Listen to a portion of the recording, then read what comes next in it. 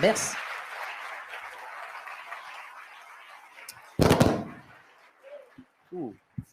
Les micros sont plus sensibles que ceux des manifs.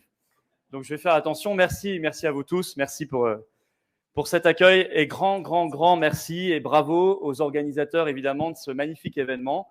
On est vraiment extrêmement nombreux. Il paraît que plusieurs centaines de personnes ont dû être malheureusement refusées. Ça, c'est quand même un signe de succès. C'est exactement, je pense, ce qu'il faut faire. Et vraiment, je tire mon chapeau aux organisateurs parce que créer des ponts, faire se rencontrer des gens, faire se parler ensemble des gens qui parfois ne se connaissaient pas encore ou ne se voyaient pas ou ne combattaient pas ensemble, c'est la clé du succès. Ça, j'en suis persuadé. En face, ils veulent nous diviser. Voilà, ils veulent absolument qu'on soit seul, qu'on soit divisé. Et ici, c'est l'inverse. Et je salue d'ailleurs nos deux journalistes, Myriam et Mike, qui animent avec brio, comme toujours, et indépendance et liberté ces tables rondes. Alors, avant d'aller au cœur du sujet qui m'a été demandé, je voudrais d'abord qu'ensemble, parce que c'est tout récent, on se félicite bien sûr de la réintégration des suspendus, parce que c'est quelque chose qui nous tient à cœur. Et vraiment, quand je dis à cœur, c'est le mot cœur au premier sens du terme. C'est une horreur ce qui s'est passé. C'est parfaitement inhumain. Moi, chaque semaine, effectivement, dans les manifs, j'ai eu des suspendus en pleurs dans mes bras qui ne comprenaient pas ce qui se passait et c'était juste incompréhensible. Donc, il n'y avait aucune explication à leur donner. Cette réintégration, elle est extraordinairement tardive. Donc, on n'a aucun merci à donner aux autorités pour l'avoir faite. Non, on est le dernier pays du monde à l'avoir faite. Et ensuite, elle est incomplète. Elle est incomplète parce qu'il est évident qu'il va falloir maintenant que les législateurs travaillent à l'indemnisation totale et complète de ces suspendus qui n'ont rien eu pendant parfois 1 an et demi. Mais je remarque quand même, et ça rejoint le sujet que je vais aborder, je remarque que depuis qu'ils sont réintégrés, ça crache matin, midi et soir sur les ondes contre eux, tous les médecins de plateau, tous les politiques, etc., crachent leur venin contre ces soignants, ces pompiers, enfin tous les suspendus réintégrés, alors qu'il y a eu un sondage, 8 Français sur 10, eux, applaudissent la réintégration. Vous voyez le décalage, l'abîme incroyable entre le peuple et ces élites dépassées, corrompues, traîtres, dont il va falloir qu'on se débarrasse.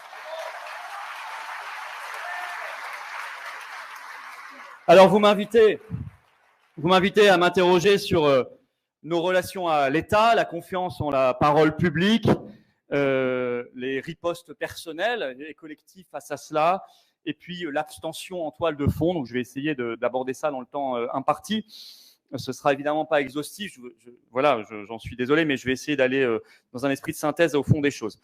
À mon avis, la crise Covid a mis en lumière des crises sous-jacentes profondes qui existaient, qui préexistaient. Mais elle a montré, elle a mis le projecteur en quelque sorte, et elle a montré leur caractère absolument inadmissible, pervers et dangereux. D'abord, la confiance en l'État et en la parole publique.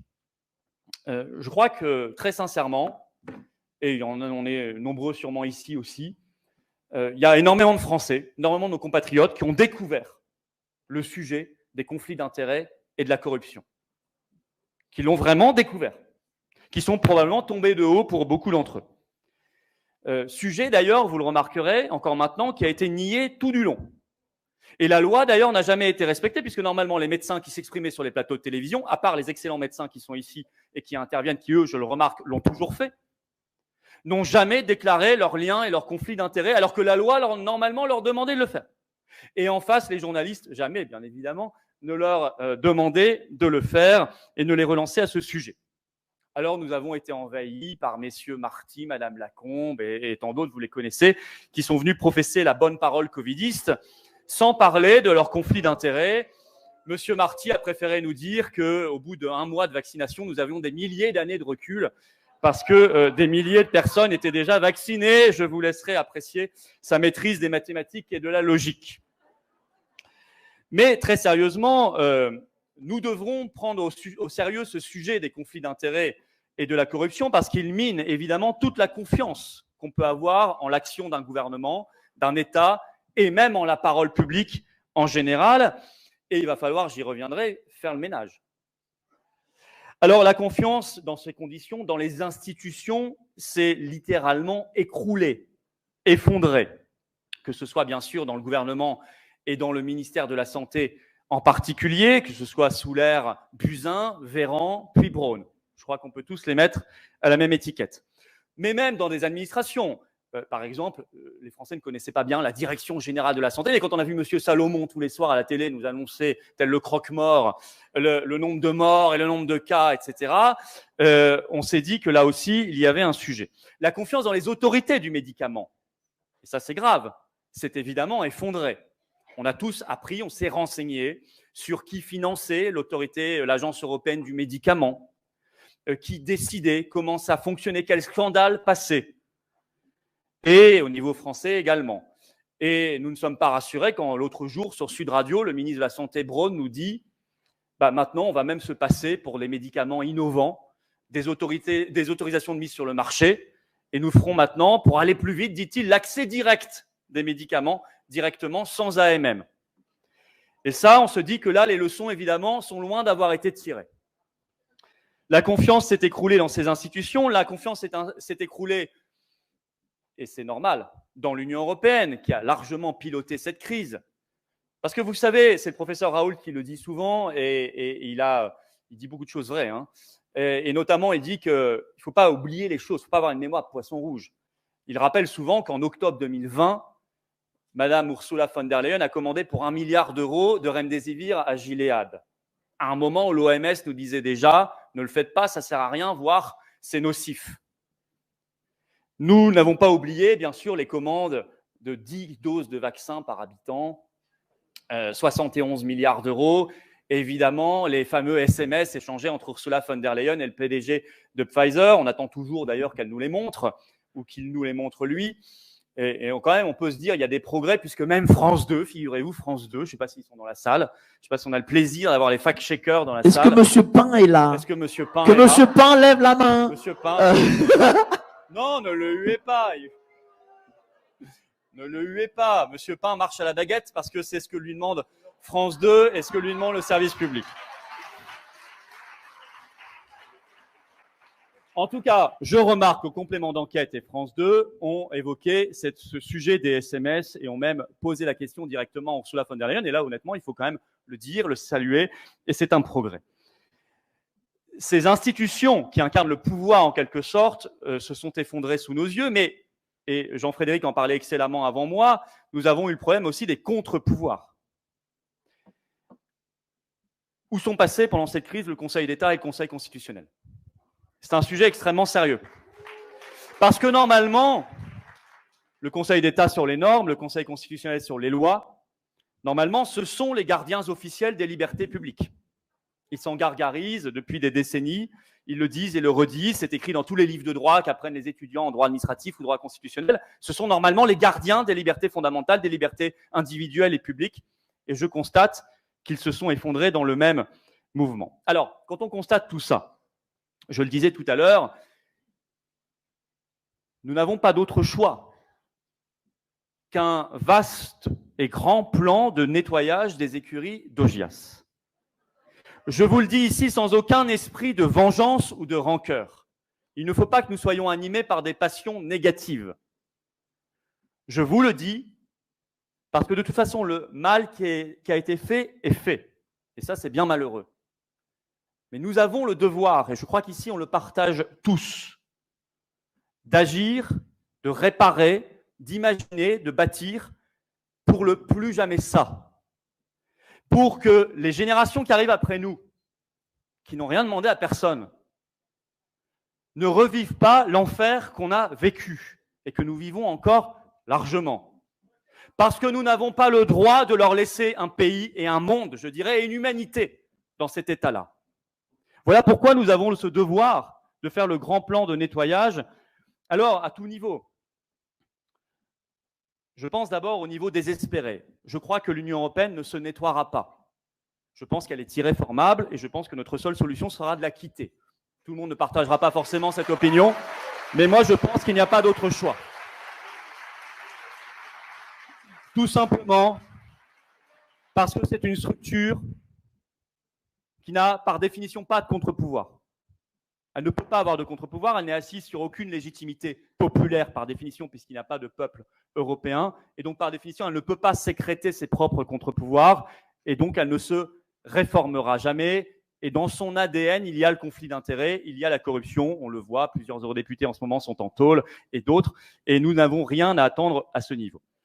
Concernant l'État, nous avons eu en 1905 la loi de séparation de l'Église et de l'État. Moi, je demande une grande loi de séparation du laboratoire et de l'État.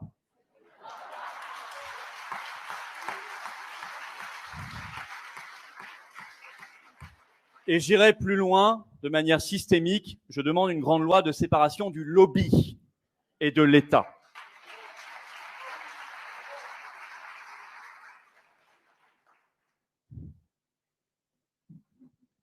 Je reviendrai sur les modalités juste après. Je continue, je déroule les contre-pouvoirs.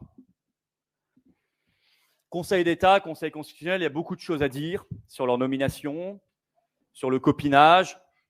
Je n'ai pas besoin de vous expliquer qui est en ce moment au Conseil constitutionnel, par exemple. Bon, vous savez tout ça par cœur et je crois que ce serait superfétatoire. Tout cela doit être révolutionné. On peut imaginer plein de choses sur le Conseil constitutionnel. On peut même imaginer des aéropages de Français tirés au sort qui travaillent sur chaque loi pour éviter le copinage, les conflits d'intérêts. On peut imaginer plein de choses. On peut imaginer des vigies, des garanties, des sécurités bien plus importantes. Mais je pense fondamentalement qu'il y a un acteur fondamental qui n'est plus là, nulle part, qui a même disparu des images populaires. Par exemple, le 8 mai, quand Emmanuel Macron remontait les Champs-Élysées, il était seul. Il y avait la garde républicaine, il saluait les vitrines. Il y avait un écran géant qui donnait sur rien, probablement visionné par un pigeon et deux rats. Mais il n'y avait pas un acteur. Et cet acteur, c'est le peuple. C'est le peuple.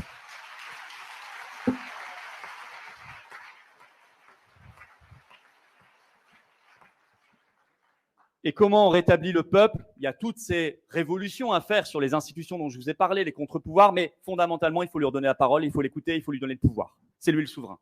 Et moi, permettez-moi de raccrocher ce sujet-là à la crise sanitaire, parce que je crois que ça a beaucoup manqué. Il faut un référendum d'initiative citoyenne en France sur tout ce sujet. Je crois qu'on ne va pas y couper. Je crois que c'est absolument indispensable. La lutte contre la corruption, c'est un sujet extrêmement sérieux, difficile. On ne va pas rentrer dans la démagogie. Il y aura malheureusement, dans toute société, il y a de la corruption. C'est comme ça, c'est la nature humaine. Et je crois qu'on ne va pas non plus faire croire qu'on peut tomber à zéro. Mais on peut quand même améliorer de manière systémique les choses. Un élu, par exemple, ou quelqu'un qui aspire à l'être et qui tomberait pour corruption, je pense qu'il doit subir une peine d'inéligibilité à vie. À vie, tout simplement. Ce sera véritablement dissuasif.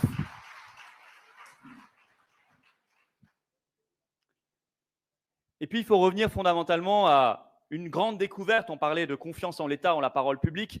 Une grande découverte pour beaucoup de Français, beaucoup d'entre nous. Et beaucoup dans d'autres pays qui ont fait les mêmes découvertes au même moment. Oui, la malveillance peut conduire les affaires de l'État. Ce n'est pas parce qu'on nous a appris depuis tout petit que forcément, quelqu'un qui demande à être élu ou à être président de la République ou ministre, il va forcément chercher par cela le bien commun, l'intérêt général, que c'est vrai. Il y a des moments dans l'histoire où probablement c'est vrai. Il y a aussi des moments dans l'histoire, et on en vit incontestablement, où c'est faux. Et ça n'est pas simplement une question d'incompétence. Moi, je ne veux pas qu'on relise la crise Covid en disant c'est une succession de bourdes, on s'est trompé, c'est des erreurs, c'est de l'incompétence. Non, ça, c'est l'échappatoire. Non, il y a de la malveillance. Et cette malveillance, bien sûr, derrière, en toile de fond, a le conflit d'intérêts et la corruption.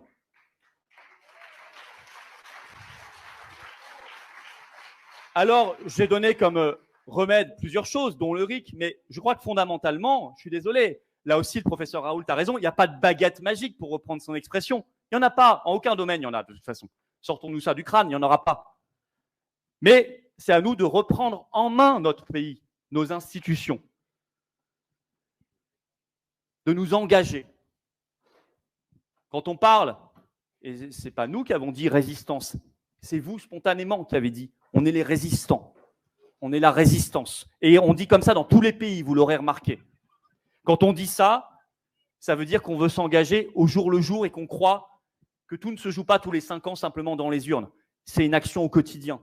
Il ne faut pas lâcher l'affaire. Ce n'est pas parce qu'il n'y a plus de passe sanitaire ou passe vaccinal, j'en ai pour 5 minutes encore, passe vaccinal ou masque obligatoire, etc. Plutôt 2 hein, que 5. Qu'on doit lâcher l'affaire maintenant.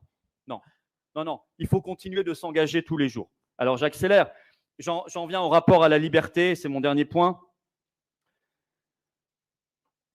Le point le plus inquiétant de cette crise, c'est que ce qu'elle a révélé, c'est que des choix individuels ou collectifs de renoncement à la liberté et au libre arbitre et à l'esprit critique peuvent être obtenus facilement par un gouvernement qui manipule.